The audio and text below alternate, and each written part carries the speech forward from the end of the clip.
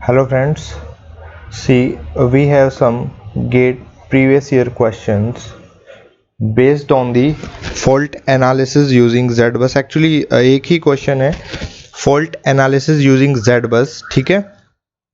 अगर मैं बात करूं फॉल्ट एनालिसिस यूजिंग ZBus की, तो देखिए इसमें सिमेट्रिकल और अनसिमेट्रिकल दोनों तरीके के फॉल्ट आते हैं। तो यहाँ पर जो मैं क्वेश्चन लेके आया हूँ वो होगा 3 फेज सिमेट्रिकल फॉल्ट का, ठीक है। अनसिमेट्रिकल फॉल्ट भी हम देखेंगे। सबसे पहले आपको आइडिया होना चाहिए कि ZBus के थ्रू फॉल्ट का एनालिसिस कैसे होता है, ठीक है। तो एक क्वेश्चन के थ्रू समझने की कोशिश करते हैं। आइए see the question is the magnitude of three phase fault current at bus A and B of a power system are 10 per unit and 8 per unit respectively.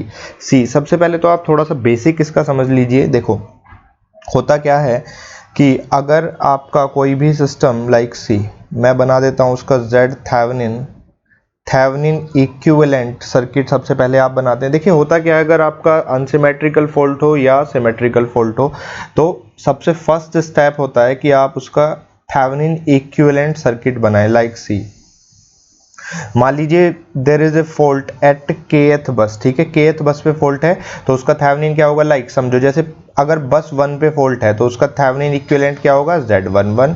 बस 2 पर फॉल्ट है तो उसका थेवेनिन इक्विवेलेंट क्या होगा, Z22। Similarly if there is an fault at kth bus, मैं generalise form में बता देता हूं, उसके बाद क्वेश्चन देखना कितनी आसानी से सॉल्व हो जाएगा। ZKK, तो फॉल्ट किस लोकेशन पर होगा, kth लोकेशन पर फॉल्ट है। आपको ये भी पता होगा, आपने नॉर्मल फॉल्ट किया होगा विदाउट यूजिंग ZBus, तो आपको पता होगा थेवेनिन इक्विवेलेंट किसके रेस्पेक्ट में बनाते हैं, हमेशा ग्राउंड के रेस्पेक्ट में थेवेनिन इक्विवेलेंट बना लिया।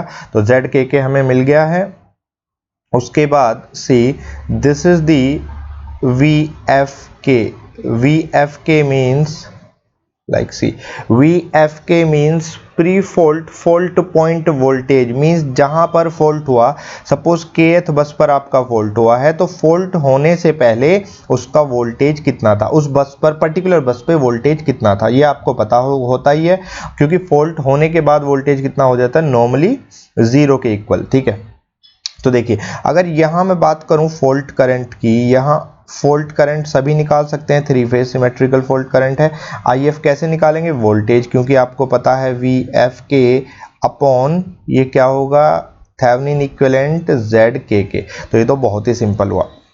लेकिन जो क्वेश्चन है गेट का उसमें थोड़ा सा अलग तरीके से पूछा है। वो क्या पूछा है, देखिए जनरलाइज अगर मैं कर दूं इस चीज को, तो किसी पर्टिकुलर लोकेशन पर लाइक सी इफ VAG मतलब फेस A का ग्राउंड के रेस्पेक्ट में वोल्टेज, मान लीजिए किसी पर्टिकुलर लोकेशन पर मैं निकालना चाहता हूं VAG jth लोकेशन पर, तो होगा क्या वो, देखिए सबसे पहले आपको पता होना चाहिए कि प्री फॉल्ट पॉइंट वोल्टेज उस बस पर कितना था, क्योंकि देखो ये kth बस है, मैं बात कर रहा हूं किसी भी अननोन बस की, jth बस की, तो उस पर वोल्टेज कितना था,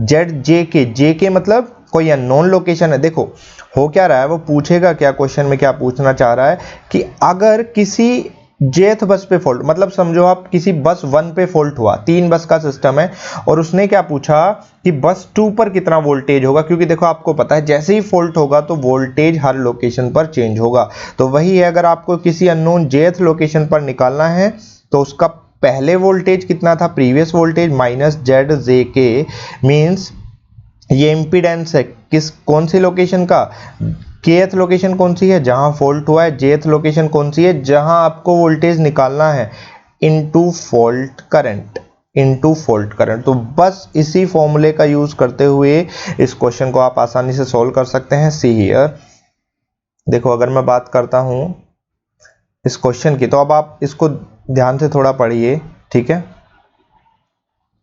इसको आप ध्यान से अगर पढ़ेंगे, so the magnitude of 3 phase fault current eight बस A एंड B। देखिए 3 फेज फॉल्ट करंट मतलब करंट दिया हुआ है कहां, अगर बस A और B पर फॉल्ट होता है, तो मैं अगर इसको ऐसे लिख लूं कि फॉल्ट करंट A बस का कितना दिया हुआ है, 10 पर यूनिट, ठीक है, अगर A पर फॉल्ट है। दूसरा दिया हुआ है अगर फॉल्ट आता है आपका बी बस पर तो फॉल्ट करंट जो बी बस का है वो कितना है आपका 8 पर यूनिट। ठीक है, यहां तक सभी को क्लियर है। उसके बाद देखिए,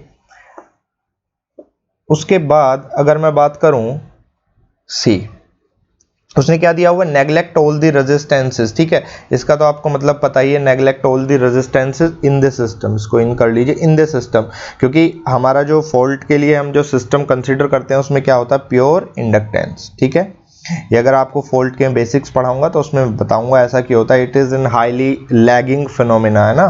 ठीक है, and consider the pre fault system to be unloaded. देखिए हमेशा ध्यान रखिए, जब भी कोई सिस्टम हम फॉल्ट के लिए उसका एनालिसिस करेंगे तो वो सिस्टम हमेशा अनलोडेड होगा। अनलोडेड का मतलब क्या है, देखिए समझिए, मान लीजिए कोई सिस्टम है, यहाँ फिर कोई ट्रांसमिशन लाइन है और फिर ये कोई ट्रांसफॉर्मर है, लाइक दिस, ऐसे काफ़ी बड़ा सिस्टम है 3-4 बस का।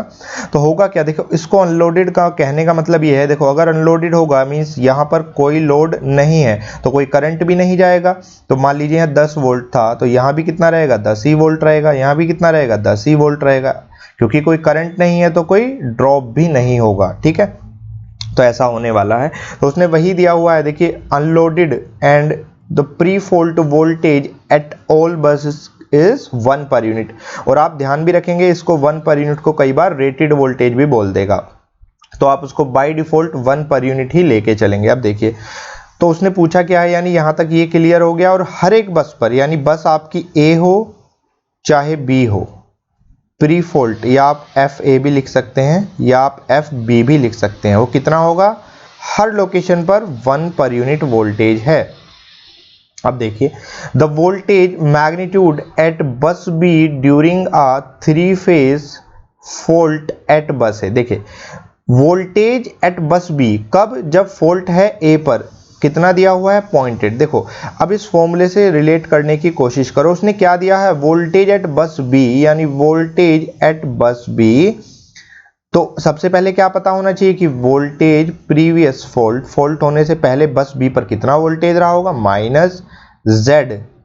यहां ध्यान दीजिए, कोई अननोन लो के फॉल्ट कहां हुआ है, 3 फेज फॉल्ट एट बस ए, यानी ए बाद में आएगा और बी पहले, जेड बी ए। और फॉल्ट करंट आप किसकी लेंगे, देखिए फॉल्ट कहां हुआ है, ए, तो सारी की सारे सिस्टम में जो फॉल्ट करंट होगी वो ए की ही तो फ्लो करेगी, यानी आई एफ ए। यहां से देखिए वी बी आपका दिया हुआ है 0.8 और वी एफ बी हर लोकेशन पर कितना है, 1 पर unit, minus Z B A हमें नहीं पता कितना होने वाला है, और फॉल्ट करंट ए की कितनी दी हुई है, 10 पर यूनिट। यहां से आपको जो भी अननोन मिला आप उसको लिख सकते हैं Z B A, and this will come out to be, Z B A आपका यहां से आएगा 0 पॉइंट, और सारा डाटा पर यूनिट में है, 0.02 पर यूनिट। ठीक है, तो यहां से इतना हमें मिल चुका है। अब देखिए आगे पूछा क्या हुआ है, ये हमारा आंसर नहीं है क्योंकि ये हमसे उसने एग्जामिनर ने नहीं पूछा है।